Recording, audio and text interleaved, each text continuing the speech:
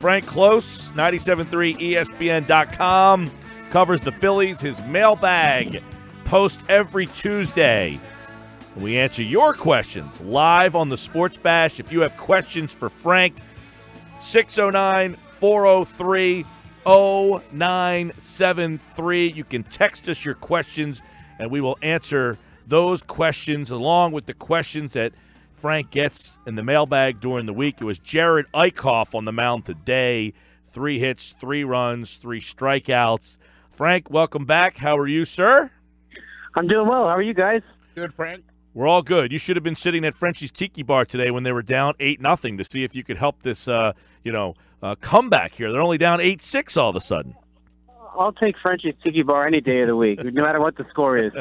Rhys Hoskins with a home run. Yeah, what was up with yesterday? Rhys Hoskins hitting leadoff. What is going on with some of these lineups? I know you wrote a piece about it at 97.3 ESPN.com about what is Gabe Kapler's philosophy with the lineup, specifically at the top of the lineup.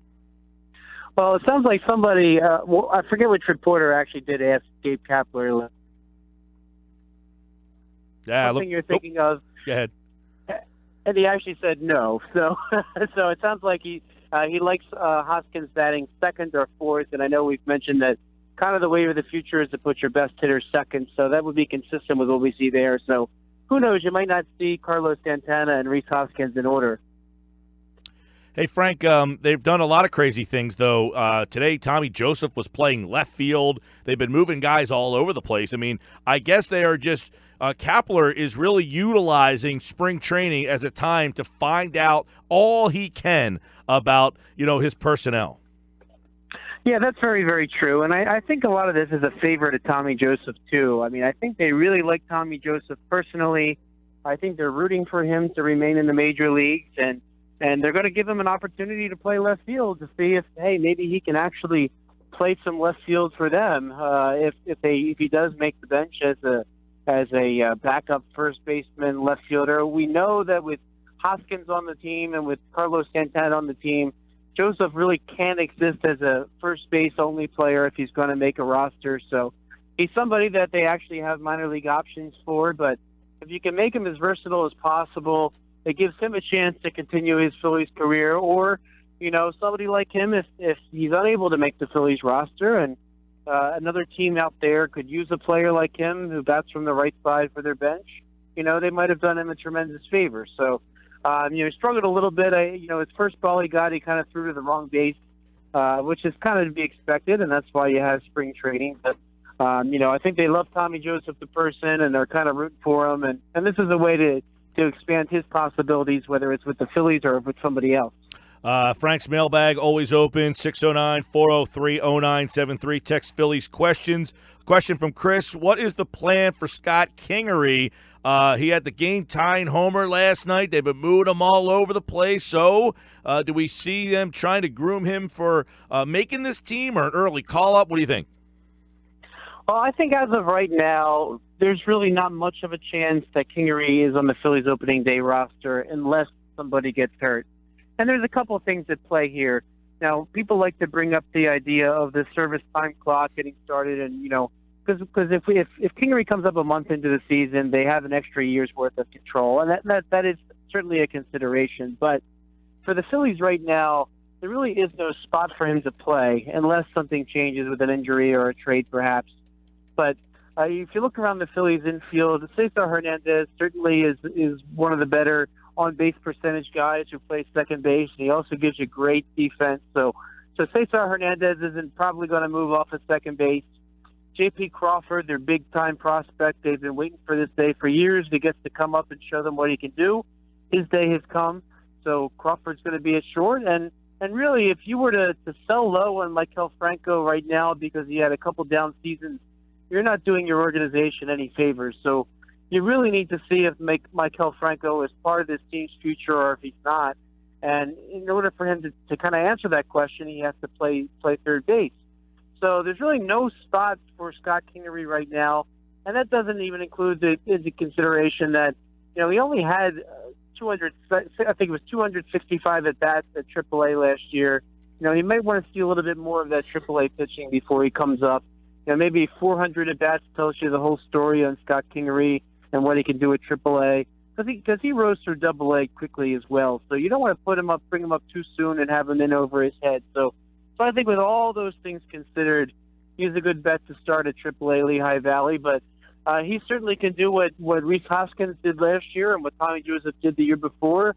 If you're making a real statement at AAA and up on the major league level, somebody's not performing, they find ways for you to play. Frank, you write about Tommy Joseph on our website and said that the concussions made it unable for him to continue catching, and his bat would have profiled just fine for catcher. Well, the Phillies have so many catchers. They have an abundance of catchers. Both Don and Matt have questions about the catching position. Don says with a pitching staff that needs some growth development, is Alfaro's offensive potential worth his defensive shortcomings? And Matt simply wants to know, are they going to take 3 catchers up north? Well, I'll start with Matthew's question first, because I really don't think there's room on the roster for 3 catchers. Somebody is going to be left out, and really that's because the Phillies are going to carry a large bullpen, it sounds like, which is going to necessitate the bench having to be versatile, as we just mentioned with Tommy Joseph. If he's going to stick, he's got to be versatile. And I don't know if you can carry somebody who can be a catcher, maybe a first baseman on that roster. So somebody is going to have to be subtracted, and really, it can't be Jorge Alfaro because he is out of minor league options at this time. So, because he was signed at a young age, and this is his 4th major league spring training, and he's been on a 40-man roster each of those years. He cannot be sent to the minor leagues without going through waivers, and somebody is going to claim him, of course, if you try to do that. So Alfaro is really going to get the first chance at this job, and I think, and I witnessed this personally in Clearwater this weekend. I thought there were some pass balls that he might have been able to handle. But I think he's got a tremendous arm to throw out runners. Again, he hasn't been that accurate with that either, at least in the small sample size I saw down in Florida so far. But Alfaro's got to get the chance to get better before you just assume that he has defensive shortcomings. The Phillies kind of redid their catching coaching staff this offseason. Bob Stumpo, who had been the bullpen catcher, is now the team's catching instructor, while he also helps out in the bullpen to warm up relievers. And they also brought in Craig Driver, who is going to also work with catchers. He has the title of receiving coach, and he's also going to help serve as a bullpen catcher as well. So they have a couple guys that are really talented in instruction in Stumpo and Driver, who are going to be able to help mentor Alfaro along. And I think it's really no coincidence that they brought those guys aboard right now. So Alfaro, he's going to probably be your starter going forward. I think Andrew Knapp actually has the edge over Cameron Rupp at this point to be the backup, because he's one of your young pieces for the future, and you really kind of want to mold him. It's really helpful to have a player like him who's got some minor league options. It helps to have a player like Andrew Knapp, who is a switch hitter, so you can kind of play your matchups in certain cases. So I really like having Andrew Knapp as a backup catcher. And the unfortunate thing is that kind of leaves Cameron Rupp out. Now, the Phillies have been tremendously lucky the last couple of years because they haven't had any catchers go on the disabled list in a couple seasons. And that's not normal in Major League Baseball. That's a pretty tough position to play. And it's very, very likely that one of your catchers is going to be injured at some time. It's kind of unfortunate for Rupp, who's going to make $2 million this year if he has to earn that $2 million. That's not unfortunate. AAA. Well, I'm sure playing in AAA wouldn't be what he wants. Right. But the Phillies could stash Cameron Rupp at AAA, or you know what? If another team has an injury to a catcher this spring, he's a very serviceable, helpful player that might be able to help a team in the major leagues this year. So the Phillies also, they brought back Logan Moore to be a AAA depth. They brought in Matt McBride, who's going to be AAA depth. So they've got some options at AAA too that can help the organization at that position if they end up trading or moving on from Cameron Rupp. Frank Klose, 97.3 ESPN.com, covers the Phillies. His mailbag is open. Boardwalk Honda hotline. Text 609-403-0973. Phillies questions. How many years and how much money for Arrieta? Would they offer 3 at 90? Would he take it? Phil has that question. Yeah, that's a tough one. So the starting discussion, as Scott Boras, super agent, represents Jake Arrieta, would probably say, and he's making the argument that he's superior to Yu Darvish, who just got 6 years at $21 million per. So he definitely would put him above that annual value. I don't know if 90 might be a little bit on the high end for a 3-year deal, because that means you're paying him $30 million a year. But I think that the question is a good one, because I think it is reasonable for the Phillies to offer 3 years at a high annual average value. But that $90 million mark, you might even get 4 years out of it if $21 million is the next closest player. But I think the Jake Arrieta rumors are just not going to go away until he signs with somebody. The Phillies, constantly we see national analysts. I saw Jim Bowden on MLB Network kind of saying, the Phillies just make a lot of sense for Arrieta. And that could be the case. They have the money. They could really use a veteran arm, and the Phillies have been kind of open to the fact that they want a veteran arm. But it's almost a game of chicken at this point. I think the Phillies are interested if the price comes down. And as we've seen with Scott Boras' clients, the price never seems to come down.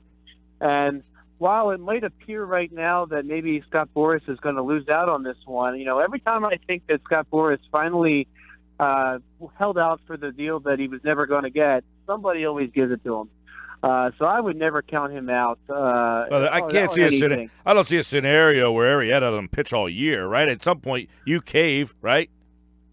If somebody will cave it, whether it's Scott Boras and Jake Arrieta, or if it's the team that decides to give him the money. I thought that the way the market was going, that Yu Darvish didn't merit 6 years, but there had to have been some other suitor out there that it would go to 6 years at that dollar amount. So maybe there's some team out there that was in on Darvish, maybe the Dodgers, maybe the Minnesota Twins, maybe the Milwaukee Brewers, that might just look at their roster and say, hey, we're Jake Arrieta away, what the heck, let's do it. Boras always seems to find that team. So I think, the Phillies are interested if it's a deal like the one that was mentioned in the question, but they're just kind of sitting there waiting for him to fall in their lap at terms similar to those. A lot of questions for Frank. You can always hit him up at Frank Klose on Twitter, see if he answers your mailbag questions, and we bring him up right here on the Sports Bash. 609-403-0973. Phillies questions always welcome, Frank Klose. By the way, Lively threw last night. I thought he looked good. 2 innings, 3 strikeouts. Every pitch he threw was a strike, 13 for 13. Where do you handicap the 4 and 5 spots in rotation? Because I guess we anticipate Nola, Eichhoff, Velazquez. If they don't add another arm, who do you pencil in right now, 4-5? I can't answer that question right now. It's funny about spring training. Ben Lively last night, he didn't face Giancarlo Stanton, and he didn't face Aaron Judge either. And, you look today, Jared Eichhoff had to throw against Miguel Cabrera, even though it was Nicholas Castellanos and a lot of the Tigers starters. You never know who they're throwing against, so it's kind of hard to really judge who's kind of taking the lead. But you are right. I think Lively did throw well. I think they're going to Tom Eshelman, I thought he threw well too. So I think Tom Eshelman is going to be the name that kind of makes things interesting. If I had to go right now, I tend to put Zach Eflin kind of ahead of some of those others, and Nick Pivetta ahead of some of the others. But I think really it's still kind of a crapshoot at this point in spring training. All right, we'll see. And we're early in spring training. Those couple of guys, Eflin, Pivetta, Lively, Leiter, they're all battling for the 4-5 spots in this rotation. So keep an eye on that. We will do the same. Frank Klose, 97.3 ESPN.com. Listen for his Phillies minutes throughout the day here on 97.3. Thanks, pal. Thanks, guys.